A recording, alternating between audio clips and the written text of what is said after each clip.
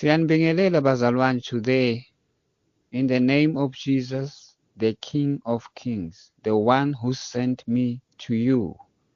My name is Enigma. Bazalwane, ngine-question la kubuza khona omunye umzalwane. Umntwana kaNkulunkulu uyabuza, so I have to answer according to heaven, according to the will of the Lord Jesus, the King of Kings. So the question was, ku-right na ukuthi abomama bashumayele na esontweni? And now this is the answer.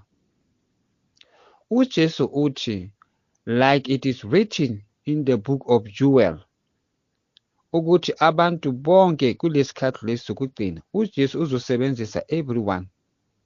Abantwana abancane, izintombazane, izintombi, nabafana, izinsizwa kanjalo, abobhuti nabosisi, abobaba nabomama, nabogogo nabomkhulu. Uzosebenzisa everyone afuna ukumsebenzisa kulamalanga lawo wokugcina. Why? Because kunabantu abasindisile, abopastor, abafundisi, nabazalwane abasindisile, kodwa abasafuni ukuhamba bayoshumayeza, bayenza ama-open air, balethe abantu kuJesu Kristu. That is why Jesus is losing abantwana and uSathane yena uyawina, because yena uwina ngamanga. Amen. So-ke the question was, abomama bafanele ukuthi bafundise na, bashumayele na? Yes, uJesu bathumile nabo ukuthi bayoshumayeza. Kodwa uJesu uyibeke kanjani? Uthi uma siye esontweni abafundisi bazoshumayela. Then during the week thina bazalwane sizathatha izwi leli elisizwile lishumayelwa on weekend. Sihambe siyotshela abanye abantu labo abangasonti ukuthi nali izwi likaNkulunkulu sindiswana. So in that way everybody uvumela ukuthi ayoshumayela, atshela abantu ukuthi basindiswe beze kuJesu. Abomama nabosisi nezintombi bavumele, esihlombe basindisiwe, bavumele ukuthi bahambise ivangeli, batshela abantu ukuthi basindiswe. Bangashumayela emsebenzini, bangashumayela esikolweni la bafunda khona, bangashumayela izintombi lapha e-university or la basebenza khona or esikoleni or anywhere. Bangahamba house to house batshela abantu ukuthi basindiswe. Abobani? Abafazi nabomama nezintombi. uJesu uthi nabo bahambise ivangeli, bayotshela abantu ngoJesu. But uJesu uthi bangabi the leaders of the church abomama. If you are a woman, umfazi wena, awufanelanga ukuthi la umfundisi wala umama, Mama uDlamini or Mama Chabalala, Mamfundisi Chabalala, uyashumayela la. No, uJesu akayifuni kanjalo, because uPaul ukhulumile in the book, in the Bible ukuthi umfazi angashumayeli. Because uPaul sekakhulumile, that was the word of the Lord and it is written. And uJesu athi anything ebhalwe phansi in the Bible angeke ichange, because yizwi likaNkulunkulu and izwi likaNkulunkulu alichange.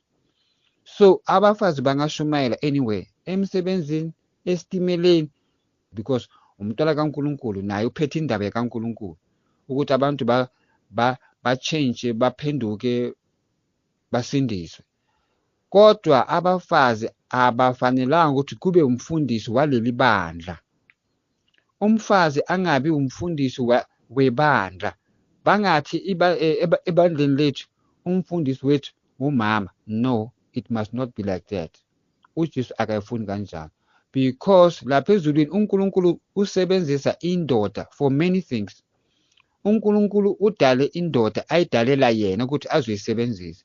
Then uNkulunkulu wadala umfazi amdalela indoda ukuthi azosebenzela le ndoda le, azoba nale ndoda le, azozalela indoda le abafazi, abantwana. So-ke uNkulunkulu usebenzisa indoda. That's why indoda is a leader. Abanye bathi this is man's world, because uNkulunkulu yindoda, uJesu yindoda, and all the angels amadoda lapha ezulwini. Now If you as a woman ufuna ukufundisa ebandleni, awukhonakali ukuthi ufundise because ngasebandleni kunabo baba nabobhuti nabafana nezintombazana nabontombazana, yes, nabosisi nabomama nabogogo. So if umfundisi walapho umfazi and uzoshumayeza and uma ashumayela kunamadoda ngasebandleni ahleli phansi alalele umfazi, uNkulunkulu akayifuni kanjalo. uNkulunkulu akavumanga ukuthi amadoda ahlale phansi umfazi asukume afundise. uNkulunkulu akafuni kanjalo. uNkulunkulu akakhethanga abafazi ukuthi bazolida amadoda. Sazwana, because uNkulunkulu udale umfazi amdalela indoda so that indoda is a leader ngasendlini. Wena baba uyinhloko yala ekhaya, silalela wena. Even though umama kungaba i-doctor or maybe a manager at work and indoda ayisebenzi, that is not the reason. Indoda le is a leader lapha endlini. So indoda is a leader everywhere. So if umfundisi unebandla and umfundisi unomfazi wakhe, ubaba umfundisi. Ubaba umfundisi makashona asuke emhlabeni kusala umfazi wakhe. Umfazi wakhe angeke ashumayele because yena bekumamfundisi, bekumfazi wakamfundisi. No. Abomama abashumayeli. Why? Because abomama bazenza ukuthi babe bahle. Mabazoma ngaphambili bazokhuluma nabantu. Bayazilungisa abomama. Balungisa inwele, bafaka makeup, lipstick, bapenta amazipho, bafaka impahla ezinhle ukuthi babonakale kahle mabavela phambi kwabantu. Kanti uNkulunkulu akayifuneli khona yona indaba le. Akafuni uNkulunkulu ukuthi abafazi bame ngaphambili. Because umfazi makame ngaphambili ashumayela esontweni, amadoda ahleli phansi babona ubuhle balomfazi lo ashumayelayo. Bagcina lapho ukucabanga in their mind, bacabanga ukuthi umfundisi lo ushade umfazi omuhle, or babona ukuthi yo uma umfundisi lo umuhle, umzimba wakhe ume kahle. So amadoda aqala ambona, abasalaleli izwi le umama lo alikhulumayo. Sebabona ubuhle bakhe, babona umzimba wakhe omuhle, babona ishape yakhe enhle. Naye umama lo omuhle le ashumayelayo, uma lokho ashumayela uyakhumbula ukuthi abantu bambhekile. So ukhuluma aloko aziyenza ngapha on the face ukuthi abe muhle, abe smart. Uyasmayela ukuthi abe muhle, abantu bambone ukuthi umuhle, ngapha uyashumayela. uNkulunkulu akafuni lokho. That's why angavumeli ukuthi abafazi bame ngaphambili, because amadoda makahlele phansi babheke lo mfazi bacabanga ngaye, babona umzimba wakhe ukuthi umuhle kanjani. Bacala lapho amadoda ukucabanga ngalo mfazi lo ashumayelayo ukuthi lo mfazi lo umuhle, umzimba wakhe umuhle. That's why uNkulunkulu akavumeli ukuthi abafazi bafundise bame ngaphambili. Kodwa-ke uJesu ubavumela abomama ukuthi bashumayele esitradini, ngasesitimeleni, emsebenzini, esikoleni, anywhere la bahamba khona. uJesu ubavumela ukuthi bakhulume ngaye, batshele abantu basindiswe, bazoza kuJesu. uJesu ubavumela abomama ukuthi bashumayele kanjalo. Umama lo ingaba umvangeli ahamba lokashumayela, ahamba ngamatende, that is good because batshela abantu bahamba. Aka-owni ibandla, akanayo imbala okuthiwa le ibandla lakhe. Why?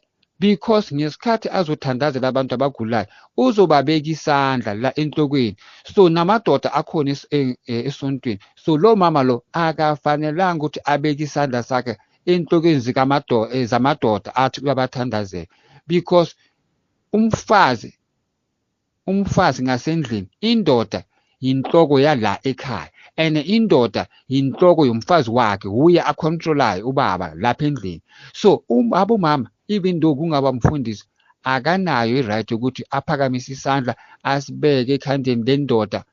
If amadoda akhona esontweni, umama akafanelanga ukuthi ababeke izandla athi uyabathandazela because bayagula.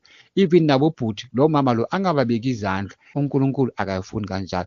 That's why akafuni uJesu, akafuni uNkulunkulu ukuthi abafazi balide i-church, ibandla, kube umamfundisi, kube uye ashumayelayo kuthiwa ibandla leli ibandla lakamamhatebe, lakamamkhisi, lakamamtawu. Akafuni kanjalo uJesu, kodwa ubavumela abomama ukuthi bahambe bayoshumayela.